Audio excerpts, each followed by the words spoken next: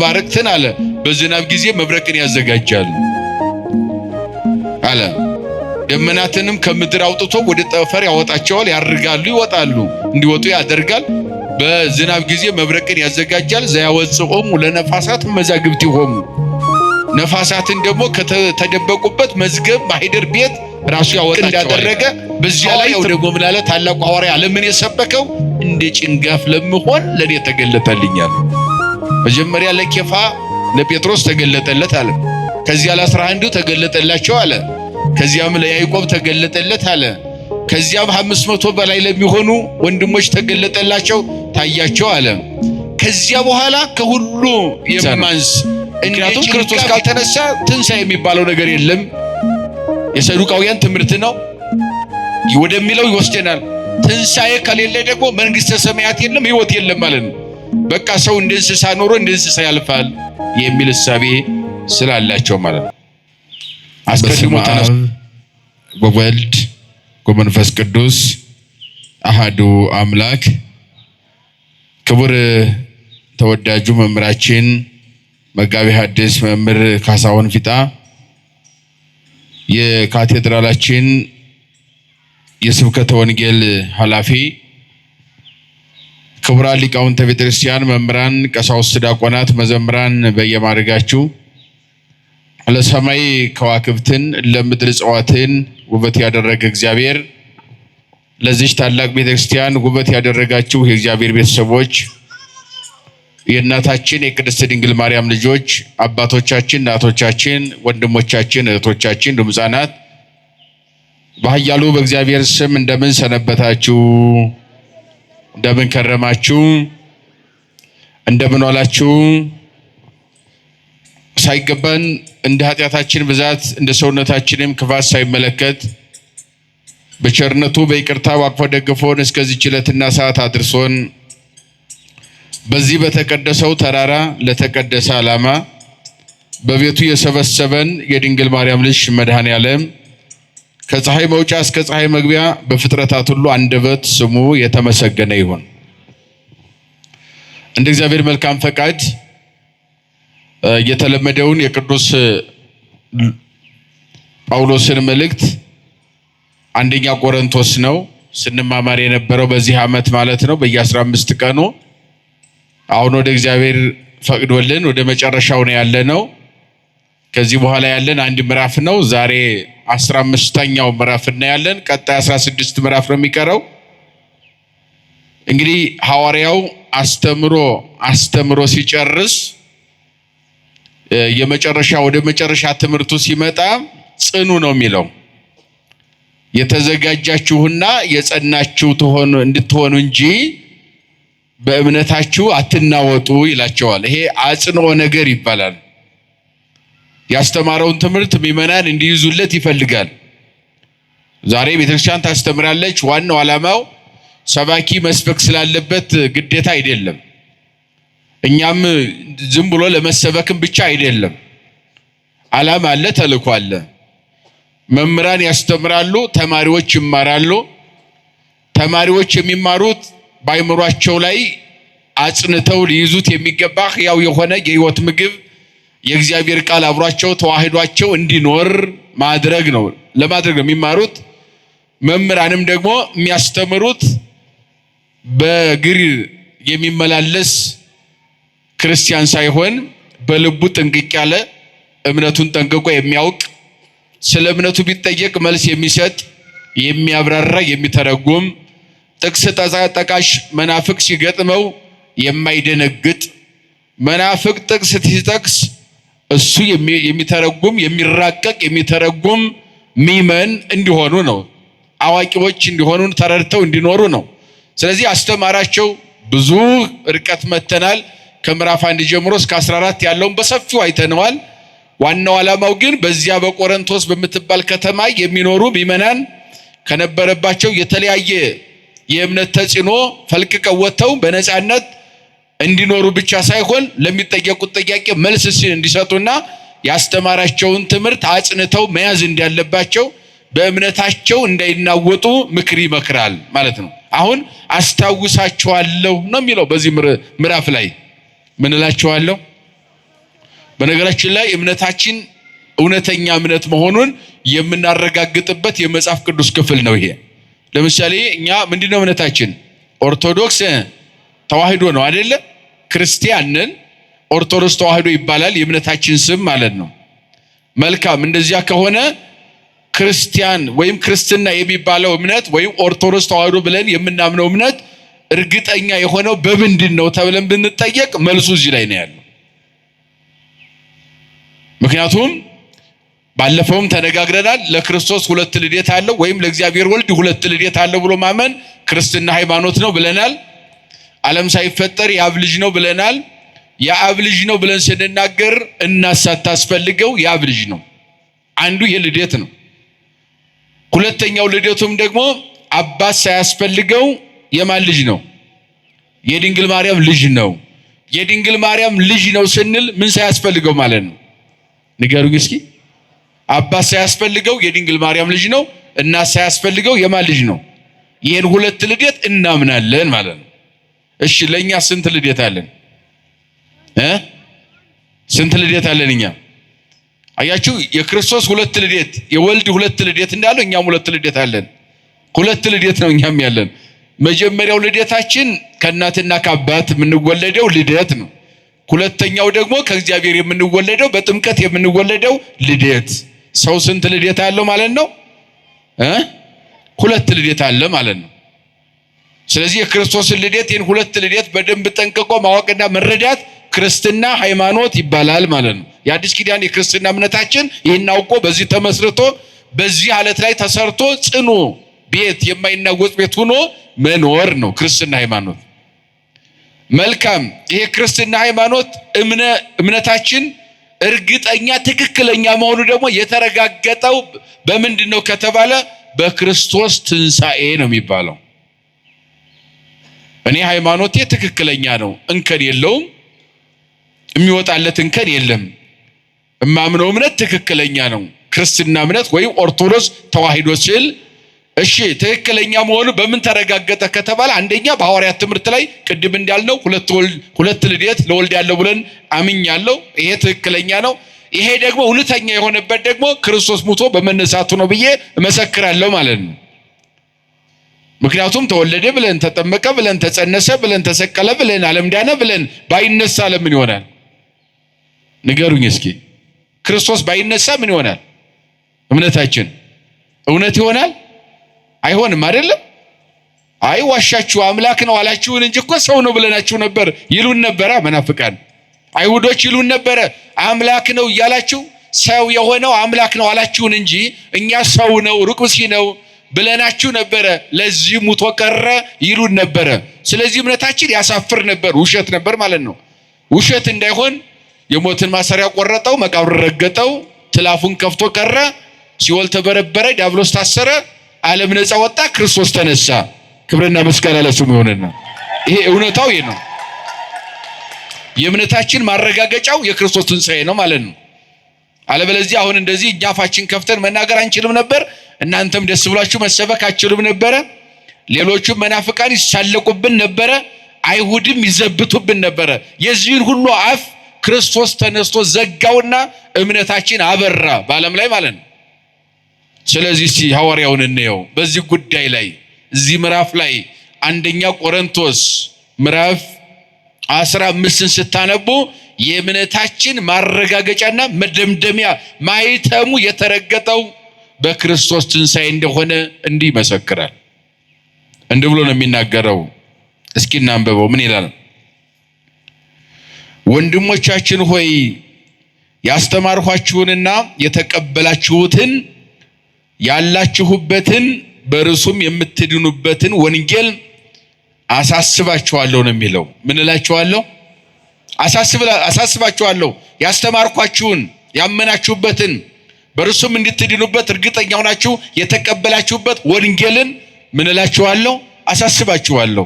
አዲስ ነገር አልነግራችሁም አለ። አስተምሬያለሁ፣ እስካሁን ድረስ አስተምሬያለሁ። ከምዕራፍ 1 ጀምሮ እስከ 14 ድረስ በደንብ አስተምሯቸዋልና አሁንም ምነግራችሁ አዲስ ትምህርት አይደለም፣ አሳስባችኋለሁ። በእምነታችሁ እንድትጸኑ ጠንካራ እንድትሆኑ ማንም ከእምነታችሁ እንዳያናውጻችሁ ጽኑ እንድትሆኑ የተዘጋጃችሁ እንድትሆኑ እንጂ ማንም እንዳያናውጣችሁ ከእምነታችሁ አሳስባችኋለሁ፣ ደግሜ ነግራችኋለሁ። ያስተማርኩት ያንን እውነታ ከወንጌል እውነታ ፈቀቅ እንዳትሉ እነግራችኋለሁ ብሎ ያረጋግጥላቸዋል። እንዲያስተውሉ ነው የተማሩትን። እንዲህ አለ፣ ያስተማርኳችሁ ታስቡ ዘንድ ያስተማርኳችሁን ታስቡ ዘንድ ሆነ በቃሌ አስተምሪያችኋለሁ። ያለበለዚያ ግን ማመናችሁም ከንቱ ነው። አለበለዚያ ያስተማርኳችሁን ሳስተውላችሁ እሱን ካልተቀበላችሁ ማመናችሁ ከንቱ ነው አለ። ምክንያቱም አስተምሯቸዋል፣ ሁሉ ነገር እምነት ደረጃ በደረጃ ነግሯቸዋል። ያንን ነገር ይዛችሁ ኑሩ፣ በዚያ ጸንታችሁ ኑሩ፣ ከዚያ እምነታችሁ እንዳትናወጹ፣ አለበለዚያ ማመናችሁ ከንቱ ነው ይላቸዋል። ይቀጥላል።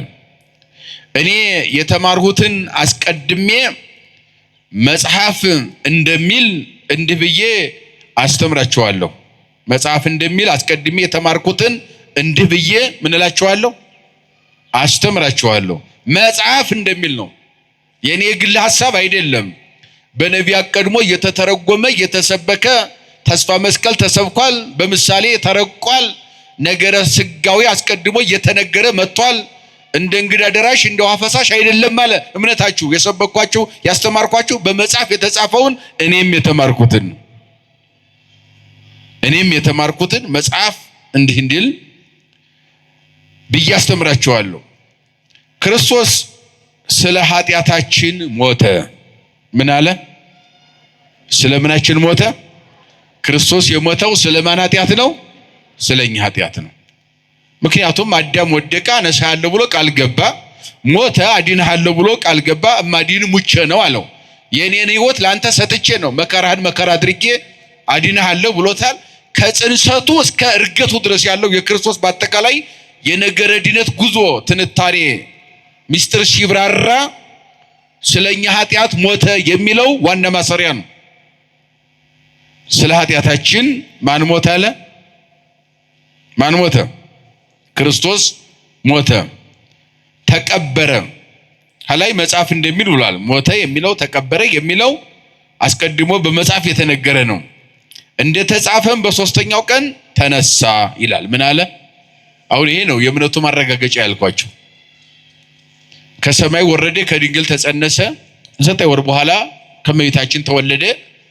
ጡት እየጠባ እንደማንኛውም ሕፃን አደገ። ስደትም ገጥሞታል። ሄሮድስ ሰዶታል፣ ተሰዷል።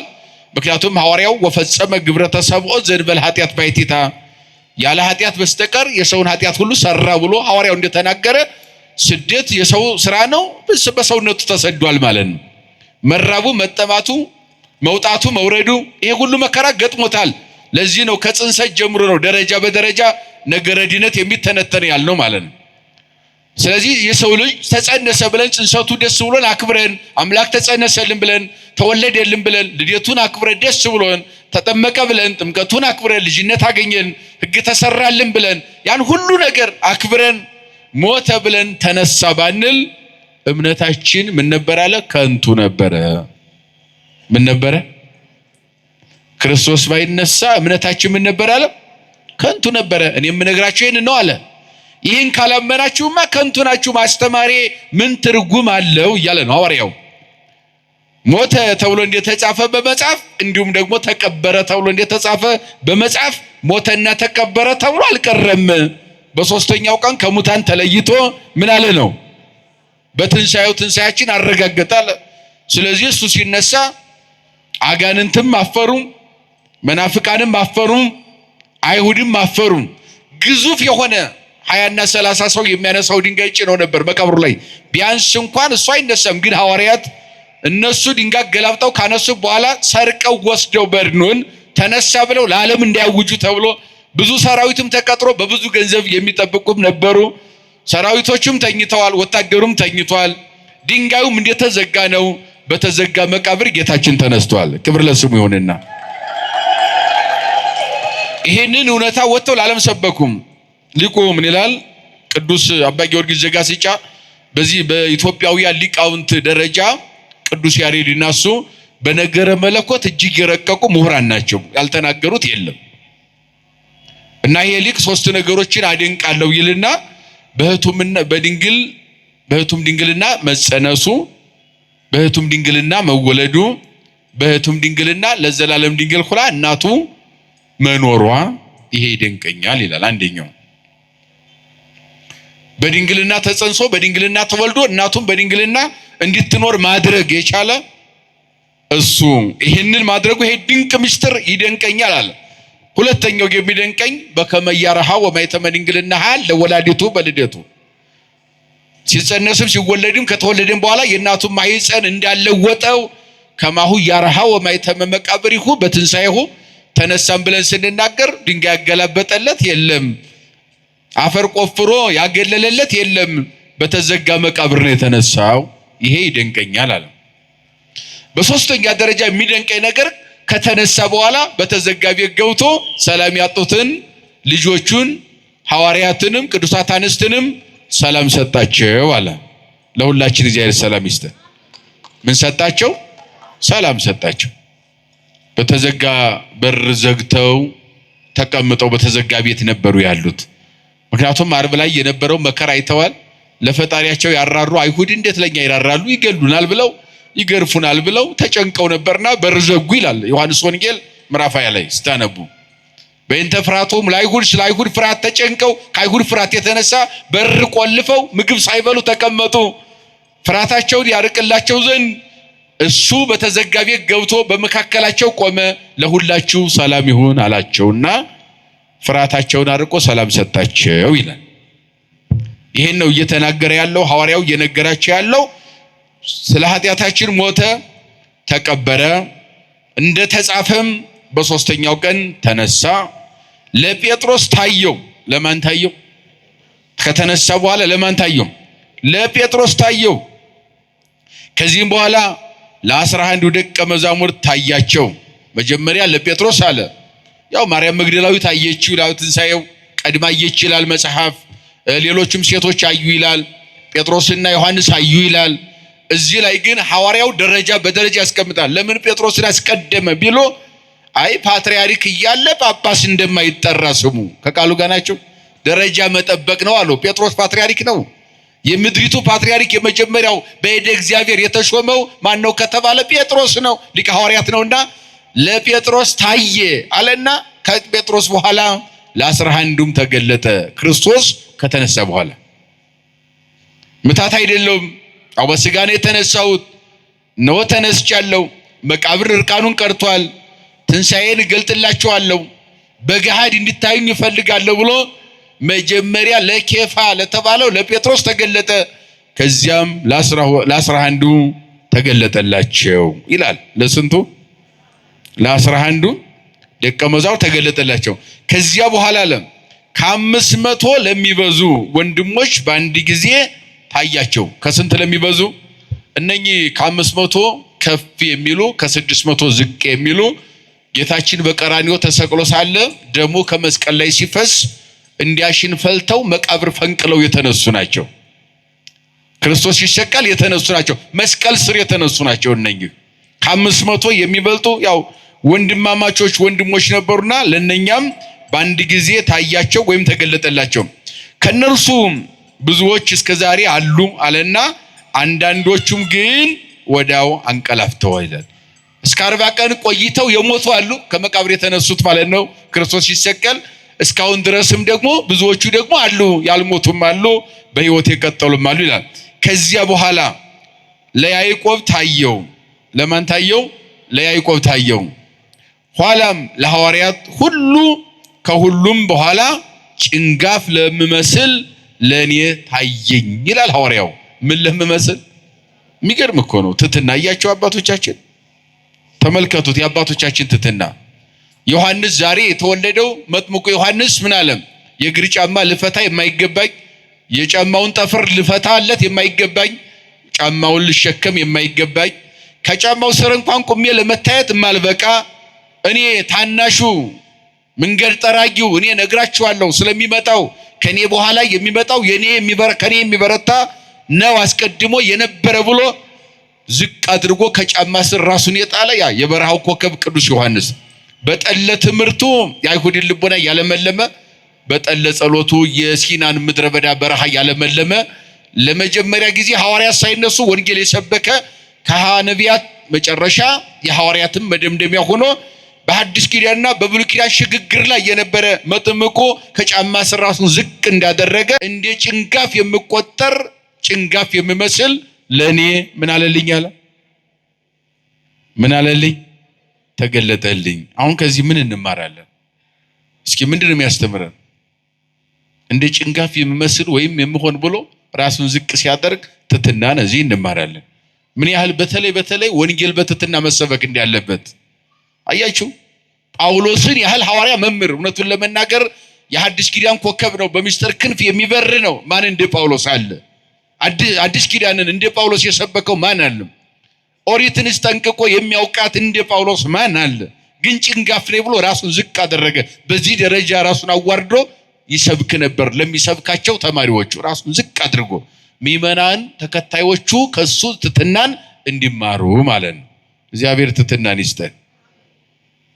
ጭንጋፍ የምመስል አለ ለኔም ታየኝ አለ። ከሐዋርያት ሁሉ እኔ አንሳለሁና አያችሁ። ምን እላለሁና? አንሳለሁና። ዘግይቶ የተጠራ ቀድሞ ዓለምን የሰበከው የሐዋርያ ከሐዋርያት ሁሉ አንሳለሁና። ቀጠለና የእግዚአብሔርን ቤተክርስቲያን ስላሳደድኩ ይላል። ደግሞ አያችሁ ምን ስላልኩ? አሁን የቀድሞ ግብሩን ጠራው። አያችሁ ሳውል በነበርኩበት ሰዓት ምዕመናን አሳድር ነበረ። ቤተክርስቲያን የተባሉ የክርስቶስ ማደሪያዎችን ሲሳደዱ አብሬ ነበርኩ። እስጢፋኖስ በድንጋይ ሲወገር ጨርቅ ጠባቂ ነበርኩ፣ ተባባሪ ነበርኩ ይላል ራሱ ሐዋርያው። የሐዋርያት ሥራ ምዕራፍ 8 ስታነቡ ምዕራፍ 9ን ታሪኩን በደንብ ታገኙታላችሁ። የእግዚአብሔርን ቤተክርስቲያን ስላሳደድኩ ከሐዋርያት ሁሉ የማንስ ታናሽ ለመሆን እንደ ጭንጋፍ ለመሆን ወይም ለምመስል ለኔም ተገለጠልኝ ይላል። ሐዋርያ ተብዬ ልጠራ የማይገባኝ ነገር ግን በእግዚአብሔር ጸጋ አሁን እኔ ባለሁበት አለሁ። ለኔም የሰጠኝ ጸጋ ለከንቱ የሆነብኝ አይደለም። እኔም ከሁሉ ይልቅ ደከምኩ። ነገር ግን በእኔ ላይ ያደረው የእግዚአብሔር ጸጋ አጸናኝ እንጂ እኔ አይደለሁም። አሁንም እኔም ብሆን እርሱም ቢሆን እንዲህ እናስተምራለን፣ እናንተም እንዲሁ አምናችኋልና። አሁን ማስታወስ ትምህርቱን እያስታወሳቸው ነው። ክርስቶስ ከሙታን ተለይቶ ተነስቷል ብለን ለሌላው የምናስተምር ከሆነ እንግዲህ ከመካከላችሁ ሙታን አይነሱም የሚሉ እንዴት ይኖራሉ? ሙታን የማይነሱ ከሆነ ክርስቶስ ከሙታን ተለይቶ አልተነሳማ። ክርስቶስም ከሙታን ካልተነሳ እንግዲያውስ ትምህርታችን ከንቱ ነው ይላል። ምናችን? ክርስቶስ ከሙታን ተለይቶ ካልተነሳ ሰባኪም አያስፈልግም አለ። የኔ ስብከት ምን ይሰራል? የእናንተ አስማመን ምን ይሰራል አለ። ሁሉ ነገር ከንቱ ነው። ሰባኪም የለም፣ ተሰባኪም የለም፣ ቀዳሽም የለም፣ አወዳሽም የለም። አያችሁ፣ አጠቃላይ ስርዓተ አምልኮ ሁሉ ከንቱ ይሆናል አለ። ማን ባይነሳ? ክርስቶስ ባይነሳ። የእናንተም እምነታችሁ ከንቱ ነው ክርስቶስ ካልተነሳ። እናም በእግዚአብሔር ላይ የሐሰት ምስክሮች ሆነናል።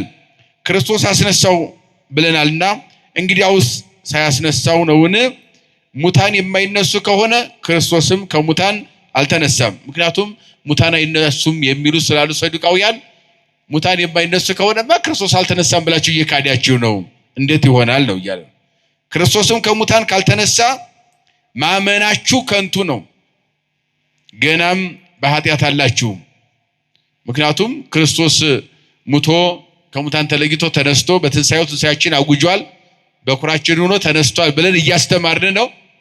ይሄንን ካላመንማ እንግዲያውስ ገና በኦሪት ውስጥ ነው ያለነው፣ ገና ወደፊት ይመጣል ብለው ሐሳዊ መሲህን እንደሚጠብቁ እንዳይሁድ ሆናችኋል ማለት ነው ይላቸዋል። እንግዲያውስ በክርስቶስ አምነው የሞቱ ጠፍተዋል። በዚህ ዓለም ሕይወት ብቻ ክርስቶስን ተስፋ ካደረግነው ከሰው ሁሉ ይልቅ ጉዳተኞች ነን። አሁንም ክርስቶስ ከሞቱ ሰዎች ሁሉ አስቀድሞ ተነስቷል። 4 ነጥብ። እስኪ በሉ ክርስቶስ በሉ እስኪ አስቀድመው ከሞቱት ሰዎች ሁሉ ቀድሞ ምን ብሏል? ተነስቷል። ምክንያቱም እኛ አሁን ትንሣኤ ያለን ብለን ተስፋ የምናደርገው ማን ስለተነሳ ነው? መንግስተ ሰማያት እንወርሳለን ብለን አሁን የምናምነው ማን ስለተነሳ ነው? አስቀድሞ ተነስቷል አለ። በመጀመሪያ ሰው ሞት መጥቷልና በአዳም ምክንያት ማለቱ ነው። በሁለተኛው ሰው ትንሣኤ ሙታን ሆነ በክርስቶስ። ሁለተኛው ሰው ያለው ክርስቶስን ነው። ሁሉ በአዳም እንደሚሞቱ እንዲሁ በክርስቶስ ሁሉ ሕያዋን ይሆናሉ። ነገር ግን ሰው ሁሉ በየስርዓቱ ይነሳል። በመጀመሪያ ከሙታን የተነሳ ክርስቶስ ነው። ከዚያ በኋላ በክርስቶስ ያመኑ እርሱ በሚመጣበት ጊዜ ይነሳሉ። ሰው ሁሉ በየስርዓቱ ይነሳል ማለት ምስጢረ ትንሣኤ ሙታን የሚባለው ምስጢርነቱ ማንኛውም ሰው ይሞታል፣ ወደ ትቢያ ይቀየራል። አውሬ የበላው ሊኖር ይችላል፣ አፈር የሆነ ሊኖር ይችላል፣ ከእጽዋት ጋር የተቀላቀለ ሊኖር ይችላል፣ ድንጋይ ስርም እንዲሁ ተበትኖ የቀረ ሊኖር ይችላል። ነፋስ የበተነው በየግበበ ምድር የወደቀ የሰው አካል ይኖራል። በምንነሳበት ጊዜ በትንሣኤ ግን የአንዱ አጥንት ካንዱ፣ የአንዱ ስጋ ካንዱ፣ የአንዱ ትቢያ ካንዱ አይቀላቀልም። ራሱን ሆኖ ይነሳል። ራሱን ሆኖ የማንም ከማንም ጋር ሳይቀላቀል አውሬ የበላውም ባህር ውስጥ የሰጠመውም ወደ ትቢያ የተቀየረውም ሁሉም የራሱን አካል ገዝቶ ምን ይላል? ይነሳል ነው። ምስጢር የሚባለው ይሄ ነው እንጂ በየስርዓቱ ይነሳል የሚለው ነው። በመጀመሪያ ከሙታን የተነሳ ክርስቶስ ነው። ከዚያም በኋላ በክርስቶስ ያመኑ እርሱ በሚመጣበት ጊዜ ይነሳሉ። የሚያምኑ እርሱ በሚመጣበት ጊዜ ይነሳሉ። የእግዚአብሔር አብ መንግስቱን እጅ ባደረገ ጊዜ ገዥም ሁሉ ንጉስም ሁሉ ኃይልም ሁሉ በሻረ ጊዜ ያን ጊዜ ፍጻሜ ይሆናል። ማለትም ክርስቶስ ወደዚህ ምድር ሲመጣ ሌላ ገዥ የሚባል ነገር በምድር ላይ የለም። የገዥ ተቋም የሚባል ነገርም የለም በምድር ላይ። ኃያላን ጥቃቃን የሚባል መንግስታት የለም በምድር ላይ። ምክንያቱም ሁሉ በመዳፉ ስር ይሆናል። ሁሉን በእጁ ስር አድርጎ ዓለምን የሚገዛ ዘላለማዊ ንጉስ፣ ህልፈት የሌለበት፣ ለመንግስቱ ሽረት የሌለበት፣ ደጋፊ የማያስፈልገው ብቸኛው የዓለም ገዥ ማን ብቻ ነው? ክብር ለስሙ ይሁን፣ መድኃኔዓለም ብቻ ነው። ያን ጊዜ ፍጻሜ ይሆናል። ጠላቶቹ ሁሉ ከእግሩ በታች እስኪወድቁ ድረስ ይነግስ ዘንድ ያለውና ከዚያም በኋላ የመጨረሻው ጠላት ይሻራል። የመጨረሻው ጠላት ሰይጣን ይሻራል። ይህም ሞት ነው። ሞት ብሎ በስራው ጠርቶታል። ሁሉንም ከእግሩ በታች አስገዝቶለታልና ይቀጥላል። ለጽድቅ ትጉ አትሳቱ፣ እግዚአብሔርን የማያውቁ ሰዎች አሉና። እስኪ በሉ ለጽድቅ በሉ እስኪ ትጉ አትሳቱ፣ እግዚአብሔርን በሉ እስኪ የማያውቁ ሰዎች አሉና። ምን አይነት ሰዎች አሉና? ስለዚህ እኛ ባወቅነው ልክ መረዳትና መኖር ከኛ እንደሚጠበቅ ነው። አለበለዚያ እንደዚያ እንደሳቱ እንደማያምኑ እንደካዱ ሰዎች እንቆጠራለን። መማራችን ትርጉሙ ለዚህ ነው። ለዚህ ነው አስታውሳችኋለሁ ብሎ መጀመሪያ ቅዱስ ጳውሎስ በምዕራፉ ስንነሳ አስታውሳችኋለሁ ለአጽንኦ ነገር ነው ትምህርት ማስተምራችሁ ብሎ የነገረን። ብዙ እግዚአብሔርን የማያውቁ ሰዎች አሉና ለጽድቅ ትጉ አትሳቱ፣ እግዚአብሔርን የማያውቁ ሰዎች አሉና። ነገር ግን እንዳትፈሩ ይህንን እላችኋለሁ። ሙታን እንዴት ይነሳሉ?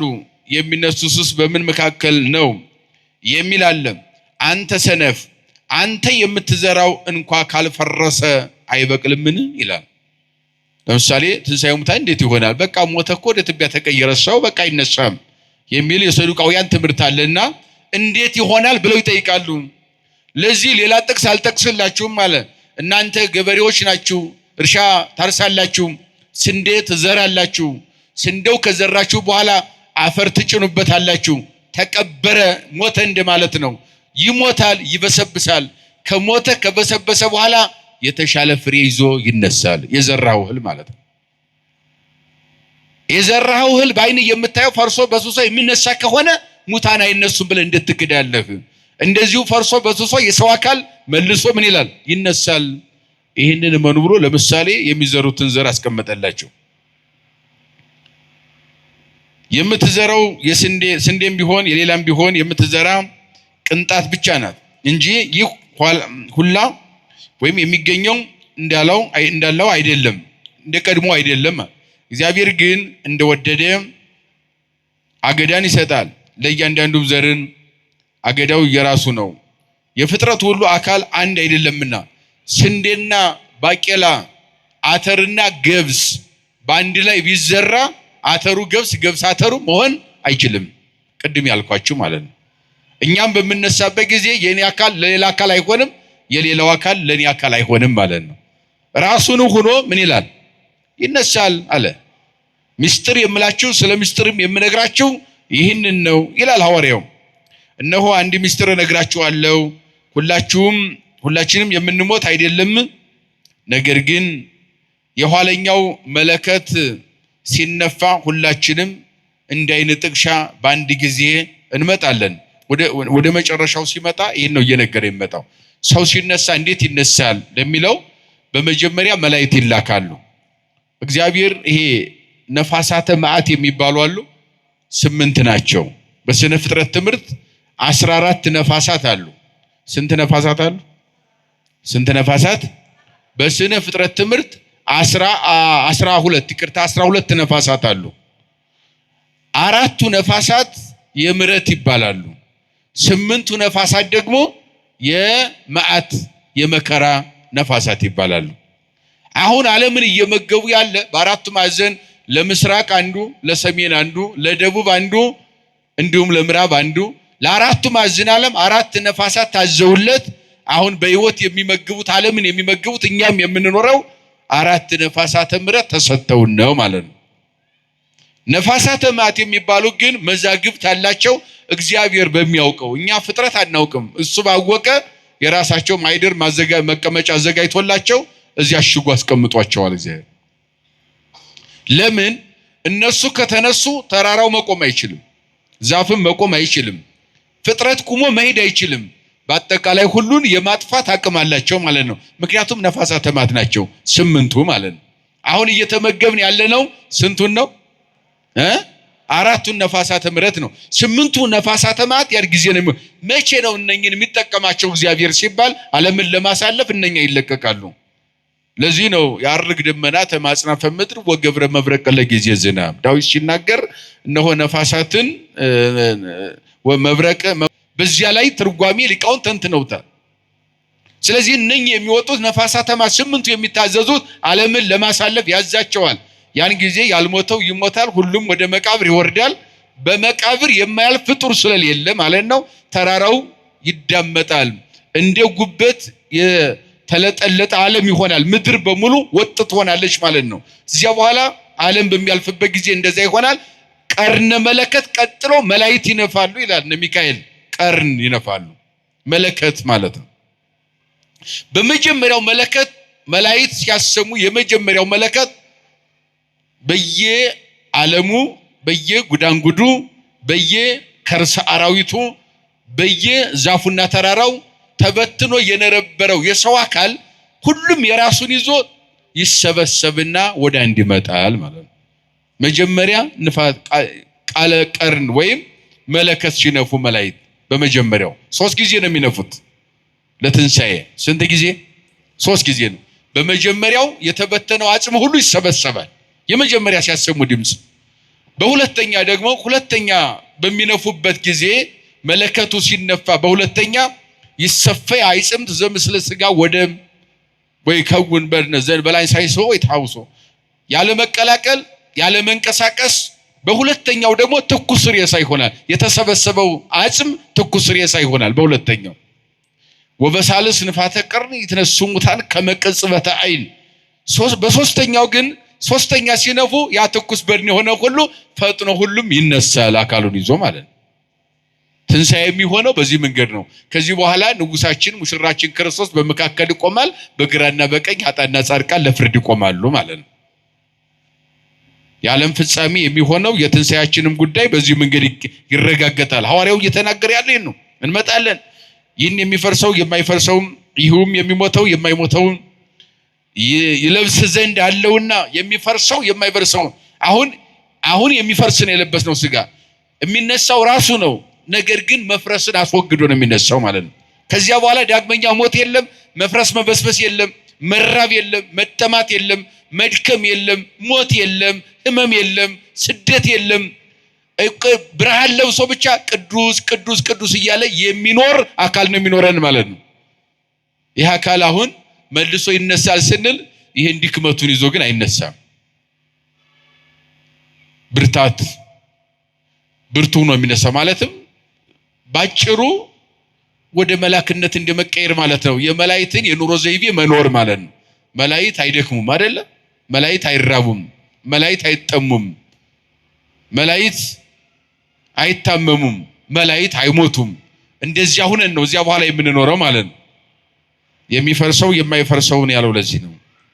በለበሰ ጊዜ የሚሞተው የማይሞተውን በለበሰ ጊዜ ሞት በመሸነፍ ተዋጠ ተብሎ የተጻፈው ያን ጊዜ ይፈጸማል። ሞት ሆይ እንግዲህ መውጊያ ወዴት አለ? መቃብር ሆይ አሸናፊነት ወዴት አለ? እነኚህ ሁሉ ይሸነፋሉ ያን ጊዜ። መውጊያ ኃጢአት ናት። የኃጢአት ኃይሏ ኦሪት ናት። በጌታችን በኢየሱስ ክርስቶስ ድል መነሳት ለሰጠን ለእግዚአብሔር ምስጋና ይሁን። አሁን የተወደዳችሁ ወንድሞቻችን ሆይ እስኪ እቺን በሏት፣ መነሻችን ናት። አሁንም በሉ እስኪ የተወደዳችሁ ወንድሞቻችን ሆይ የጸናችሁና የማትናወጡ ሁኑ። ዘወትር በሉ እስኪ በጎ ምግባርን አብዝታችሁ ለእግዚአብሔር አበርክቱ። ስለ ጌታችን መድከማችሁ ለከንቱ እንዳይደለ ታውቃላችሁና በማለት ትምህርቱን ያጠናቅቃል ሐዋርያው። አሁን በዚህ ላይ በጣም ብዙ ነገር ተምረናል። አንደኛ ዋናው ልንይዘው የሚገባው ነገር ላስታውሳችሁ እወዳለሁ የሚለውን መጀመሪያውን እንይዝለታለን። ሐዋርያውን ትምህርት ምን ልላችሁ እወዳለሁ? አሁን ጉባኤ መስራት፣ ትምህርት መማር ማስታወስ ነው አይደለም? ያወቅነውን የተረዳነውን። ያልሰማውን ነገር አዲስ ነገር ላይኖር ይችላል። ቅዳሴው ሁልጊዜ ይሰማል፣ ማህሌቱም ሁልጊዜ ይሰማል። ብዙ አዲስ ነገር የለም። ወንጌል ሁልጊዜ ይሰበካል፣ ዝማሬው ሁልጊዜ ይሰበካል። በቃላችን ሸምድደን ያዝነው ብዙ ነገር አለ። ግን ላስታውሳችሁ እወዳለሁ ማለት ወደ ህይወት እንድትቀይሩት ፈልጋለሁ ነው እያለ ያለ። አሁን ትልቁ ችግራችን እንሰበካለን፣ እንናገራለን፣ አንደበታችን ችግር የለበትም፣ እንዘምራለን፣ እንመላለሳለን። ህይወት ላይ ተቸግረናል፣ መቀየር አልቻልንም። እግዚአብሔር ህይወታችን ይቀይርልን። ላስታውሳችሁ እወዳለሁ ያለው ይሄንን ነውና ወደ ህይወት መተርጎም፣ የእግዚአብሔርን ቃል ለህይወት ማዋል መተርጎም፣ ተርጉሞ ለሌሎች ማሳየት፣ አርአያ የሚሆን ስራ በእምነቱ መስራት ተገቢ እንደሆነ ላስታውሳችሁ እወዳለሁ ያለው የቆሮንቶስ ምዕመናን ለዚህ ነው። ሌላው ሃይማኖታችን የተረጋገጠው በማን ትንሣኤ ነው ብለናል። ክርስቶስ ባይነሳ ኖሮ ሃይማኖት አይኖርም ማለት ነው። የእምነታችን መደምደሚያ ማረጋገጫው የማን ትንሣኤ ነው? የክርስቶስ ትንሣኤ ነው። እሱ ስለተነሳ እምነታችን እውነት ነው ብለን አምነን እናሳምናለን፣ መስክረን እናስመሰክራለን ማለት ነው። ይህን እንረዳለን። ሌላው ደግሞ በእምነት መናወጽ እንደማያስፈልግ በተማረው ሰው ጸንቶ መኖር እንዳለበት፣ መማር ጥቅሙ በእምነት መጽናት እንደሆነ ነው የሚነግረን። እነኚህ መሰረታዊ ነገሮችን ማስተዋል፣ ከምንም በላይ ደግሞ ወደ ህይወት ለመቀየር ጥረት ማድረግ፣ እግዚአብሔርን በጸሎት መጠየቅ፣ መልካም ህይወት እንዲኖረን በእምነታችን እንድንበረታ። ዓለም ብዙ ፈተና አለበት። ፈተናው ማለፍ የምንችለው በእምነታችን መጽናትና የተማርነው ማስታወስ ወደ ተግባር ለመቀየር ጥረት ማድረግ፣ እግዚአብሔርን መማጸን እንደሆነ መዘንጋት እንደሌለብን ሐዋርያው በ15ኛው ምዕራፍ ይህንን ቃል ያስተምረናል ማለት ነው። የመከረን የገሰጸን ያስተማረን የሰራዊት ጌታ እግዚአብሔር አምላካችን ከፀሐይ መውጫ እስከ ፀሐይ መግቢያ በፍጥረታት ሁሉ አንደበት የተመሰገነ ይሁን። የእናታችን አማላጅነት የቅዱሳን ጸሎት አይለየን። ንስሐ ገብተን ሥጋው ደሙን ተቀብለን መንግስቱ እንድንወርስ የእግዚአብሔር ፈቃድ ይሁንልን። አገራችን፣ ህዝባችንን፣ ሃይማኖታችንን፣ ቤተክርስቲያናችንን አምላካችን በቸርነቱ ይጠብቅልን። ይቆየን።